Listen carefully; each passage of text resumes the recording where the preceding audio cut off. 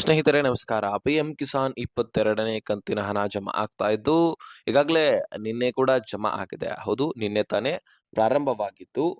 So ಈ PM Kisan 22ನೇ ಕಂತಿನ ಹಣ 2,000ನೇ ಮಾತ್ರ ಜಮಾ ಆಗ್ತಾ ಇದಲ್ಲ. ಈಗಾದ್ರೂ ಕ್ಲಾರಿಟಿ ಸಿಕ್ಕಿದೆ ಅಂತ ಅನ್ಕೊಳ್ತೀನಿ ನಿಮಗೆ. ಯಾಕಂದ್ರೆ ಬಹಳಷ್ಟು ಜನ 4,000 ಬರುತ್ತೆ ಅಂತ ಕಾಯ್ತಾ ಇದ್ರೆ, ಇಲ್ಲ, 2,000 ಮಾತ್ರ.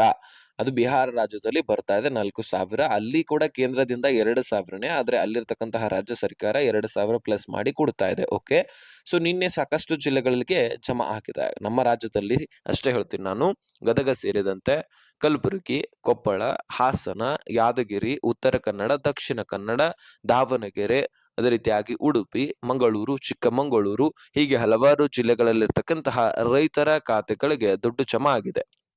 ಇನ್ನು ಪಿಎಂ ಕಿಸಾನ್ 22ನೇ ಕಂತಿನ ಹಣ ಇಂದು ಕೂಡ ಕೆಲವೊಂದಷ್ಟು ಜಿಲ್ಲೆಗಳಿಗೆ ಜಮಾ ಆಗ್ತಾ ಇದೆ.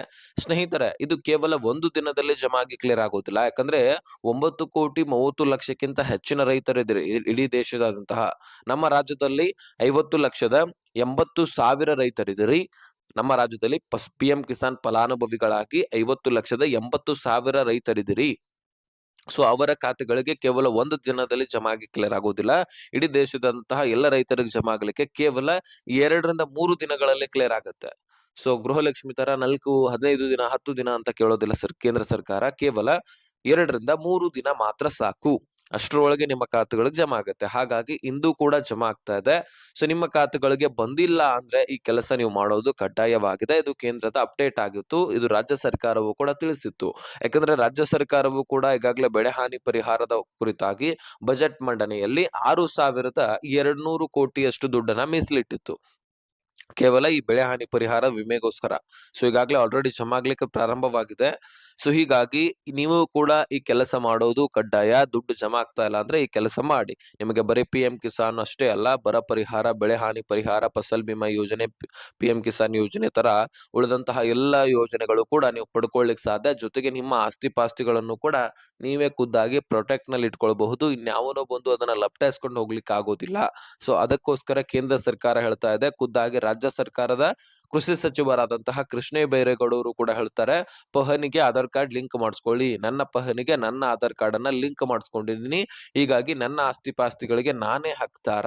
ಸೊ ನಿಮಗೂ ಕೂಡ ದುಡ್ಡು ಬರ್ಬೇಕಂದ್ರೆ ನೀವು ಈ ರೀತಿ ನಿಮ್ಮ ಆಸ್ತಿ ಪಾಸ್ತಿಗಳು ಪ್ರೊಟೆಕ್ಟ್ ಆಗಿ ಇಟ್ಕೊಳ್ಬೇಕು.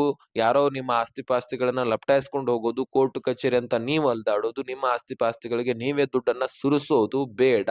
ಸೊ ಅದಕ್ಕೋಸ್ಕರ ಪಹಣಿಗೆ ಆಧಾರ್ ಕಾರ್ಡ್ ಲಿಂಕ್ ಮಾಡಿಸ್ಕೊಳ್ಳಿ ಅಂತ ರಾಜ್ಯ ಹಾಗೂ ಕೇಂದ್ರ ಸರ್ಕಾರ ತಿಳಿಸ್ತಾ ಇದ್ದು, ಪಹಣಿಗೆ ಆಧಾರ್ ಕಾರ್ಡ್ ಲಿಂಕ್ ಮಾಡಿಸ್ಕೊಳ್ಳೋದು ಹೇಗಪ್ಪ ಅಂದ್ರೆ, ಒಂದು ಪಹಣಿ, ಒಂದು Aadhaar card, 2 passport size photo, ಒಂದು ಮೊಬೈಲ್ ಸಂಖ್ಯೆ ತೆಗೆದುಕೊಂಡು ನಿಮ್ಮ ತಾಲೂಕಿನಲ್ಲಿರ್ತಕ್ಕಂತಹ ಗ್ರಾಮ ಪಂಚಾಯಿತಿಗಳಿಗೆ ಹೋಗಿ ಗ್ರಾಮ ಲೆಕ್ಕಾಧಿಕಾರಿಗಳಿರ್ತಾರೆ, ಅವರು ಇದನ್ನ ಲಿಂಕ್ ಮಾಡಿಸಿ ಕೊಡುವಂತಹ ಕೆಲಸ ಮಾಡ್ತಾರೆ.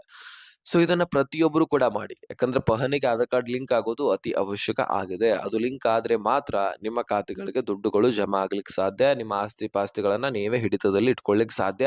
ಯಾರೋ ಬಂದು ಲಪ್ಟಾಯಿಸ್ಕೊಂಡು ಹೋದ್ರು, ನಿಮ್ಮ ಆಸ್ತಿ ಪಾಸ್ತಿಗಳು ನಿಮ್ಮ ಹೆಸರಲ್ಲಿ ವಾಪಸ್ ಸಿಕ್ತಪ್ಪ ಅಂತ ಅನ್ಕೊಳ್ಳಿ. ಆದ್ರೆ ನೀವು ಕೋರ್ಟ್ ಕಚೇರಿ ಅಂತ ಅಲೆದಾಡಿರ್ತಕ್ಕಂತಹ ದುಡ್ಡು ನಿಮ್ಮ ಸಮಯ ವಾಪಸ್ ಬರತ್ತಾ ಇಲ್ವಲ್ಲ, ಅದಕ್ಕೋಸ್ಕರ ಮುನ್ನೆಚ್ಚರಿಕೆ ಕ್ರಮವನ್ನ ಕೈಗೊಳ್ಳಿ. ಈ ಒಂದು ಪಹಣಿಗೆ ಆಧಾರ್ ಕಾರ್ಡ್ ಅನ್ನ ಲಿಂಕ್ ಮಾಡಿಸ್ಕೊಳ್ಳಿ. ಸೊ ಇವತ್ತು ಕೂಡ ಈ ಒಂದು ಪಿಎಂ ಕಿಸಾನ್ ದುಡ್ಡು ಜಮಾ ಆಗ್ತಾ ಇದ್ದು, ಅದೇ ರೀತಿಯಾಗಿ ಚಿತ್ರದುರ್ಗ, ಚಿಕ್ಕಬಳ್ಳಾಪುರ, ಅದೇ ರೀತಿಯಾಗಿ ಬೀದರಕ್ಕೂ ಕೂಡ ಬರ್ತಾ ಇದೆ, ರಾಯಚೂರಕ್ಕೂ ಕೂಡ ಬರ್ತಾ ಇದೆ, ಅದೇ ರೀತಿಯಾಗಿ ಕೊಪ್ಪಳ, ಇನ್ನು ಹಲವಾರು ಫಲಾನುಭವಿಗಳು ಬಾಕಿ ಉಳಿದಿರ್ತಾರೆ. ಬೆಳಗಾವಿ, ವಿಜಯನಗರ, ಧಾರವಾಡ, ಉತ್ತರ ಕನ್ನಡಕ್ಕಾಗಿ ದುಡ್ಡು ಬರ್ತಾ ಇರುವಂತದ್ದು. ಇನ್ನು ಮಂಡ್ಯ ಜಿಲ್ಲೆಗೂ ಕೂಡ ದುಡ್ಡು ಬರ್ತಾ ಇದೆ, ಹಾಸನಕ್ಕೂ ಕೂಡ ಬರ್ತಾ ಇದೆ, ಬೆಂಗಳೂರು ಗ್ರಾಮಾಂತರದಲ್ಲಿರ್ತಕ್ಕಂತಹ ರೈತರಿಗೂ ದುಡ್ಡು ಬರ್ತಾ ಇದೆ. ಹೀಗೆ ಹಲವಾರು ಜಿಲ್ಲೆಗಳಲ್ಲಿರ್ತಕ್ಕಂತಹ ರೈತರ ಖಾತೆಗಳಿಗೆ ದುಡ್ಡು ಜಮಾ ಆಗ್ತಾ ಇದ್ದು, ಯಾವುದೇ ತೊಂದರೆ ಇಲ್ಲ. ನೀವು ಇದಕ್ಕೆ ಎಲಿಜಿಬಲ್ ಇದ್ದಿದ್ದೆ ಆದ್ರೆ, ಪಹಣಿಗೆ ಆಧಾರ್ ಕಾರ್ಡ್ ಲಿಂಕ್ ಮಾಡಿಸ್ಕೊಂಡಿದ್ದೆ ಆದ್ರೆ ತಲೆನೇ ಕೆಡಿಸ್ಕೊಳ್ಳುವಂತಹ ಅವಶ್ಯಕತೆ ಇಲ್ಲ. ಸೊ ನಿಮ್ಮ ಖಾತೆಗಳಿಗೆ ನಿಮ್ಮ ದುಡ್ಡು ಬಂದೇ ಬರುತ್ತೆ, ವರಿನ ಮಾಡ್ಕೊಳ್ಳುವಂತಹ ಅವಶ್ಯಕತೆ ಇಲ್ಲ. ಸೊ ಇದಾಗಿತ್ತು ಇನ್ಫಾರ್ಮೇಶನ್. ಈ ತರ ಪಿಎಂ ಕಿಸಾನ್ ತರ ಈಗಾಗಲೇ ಬೆಳೆ ಹಾನಿ ಪರಿಹಾರವನ್ನು ಕೂಡ ರಾಜ್ಯ ಸರ್ಕಾರ ಕೊಡ್ತಾ ಇದೆ, ಅದನ್ನು ಕೂಡ ಪಡ್ಕೊಳ್ಬಹುದು ನೀವು. ಅದಕ್ಕೆ ನಾನು ಮುಂಚೆನೆ ಹೇರುವ ಹಾಗೆ ಪಹಣಿಗೆ ಆಧಾರ್ ಕಾರ್ಡ್ ಲಿಂಕ್ ಮಾಡಿಸ್ಕೊಳ್ಳಿ. ಬೆಳೆ ಹಾನಿ ಪರಿಹಾರ ಹೆಕ್ಟರ್ಗೆ 31,500 ತನಕ ಜಮಾ ಆಗ್ತಾ ಇದೆ. NDRF ಕುಸ್ಕಿ ಜಮೀನಿಗೆ 25,500 ತನಕ ಜಮಾ ಆಗ್ತಾ ಇದೆ. ಇಷ್ಟು ದುಡ್ಡನ್ನ ಕಳ್ಕೊಳ್ಳಿಕ್ ಹೋಗ್ಬೇಡಿ. ನಿಮ್ಮ ಬೆಳೆಗಳ ಬೆಳೆಗಳಲ್ಲಿ ಕೂಡ ಜಂಟಿ ಸರ್ವೆ ಆಗಿದ್ರೆ, ಬೆಳೆಗಳು ನಾಶ ಆದ ಮೇಲೆ ಜಂಟಿ ಸರ್ವೆ ಮಾಡಿದ್ರೆ ನಿಮ್ಮ ಖಾತೆಗಳಿಗೆ ದುಡ್ಡು ಜಮಾ ಆಗ್ತಾ ಇದೆ. ಜಂಟಿ ಸರ್ವೆ ಆಗಿಲ್ಲ ಅಂದ್ರೆ ಏನ್ ಮಾಡ್ಬೇಕು ಅಂತ ಎಲ್ಲವೂ ಕೂಡ ನಾನು ಈಗಾಗಲೇ ಸಾಕಷ್ಟು ವಿಡಿಯೋದಲ್ಲಿ ತಿಳಿಸ್ಕೊಟ್ಟಿದ್ದೀನಿ. ಇಲ್ಲ ನಿಮ್ಗೆ ಅದ್ರ ಬಗ್ಗೆ ಮಾಹಿತಿ ಬೇಕಂದ್ರೆ ಕಮೆಂಟ್ ಮಾಡಿ ಬೆಳೆ ಹಾನಿ ವಿಮೆ ಅಂತ. ಸೊ ನಾನು ಮತ್ತೊಂದು ವಿಡಿಯೋದಲ್ಲಿ ಅದ್ರ ಬಗ್ಗೆ ಸಪರೇಟ್ ಆಗಿ ತಿಳಿಸ್ಕೊಡುವಂತಹ ಪ್ರಯತ್ನ ಮಾಡ್ತೀನಿ. ಸೊ ಇದಾಗಿತ್ತು ಇನ್ಫಾರ್ಮೇಶನ್. ವಿಡಿಯೋ ನೋಡಿದಕ್ಕೆ ಧನ್ಯವಾದ. ಈ ವಿಷಯವನ್ನ ಆದಷ್ಟು ಎಲ್ಲ ರೈತರಿಗೆ ಶೇರ್ ಮಾಡಿ, ಹಾಗೆ ಸಬ್ಸ್ಕ್ರೈಬ್ ಮಾಡ್ಕೊಳ್ಳಿ.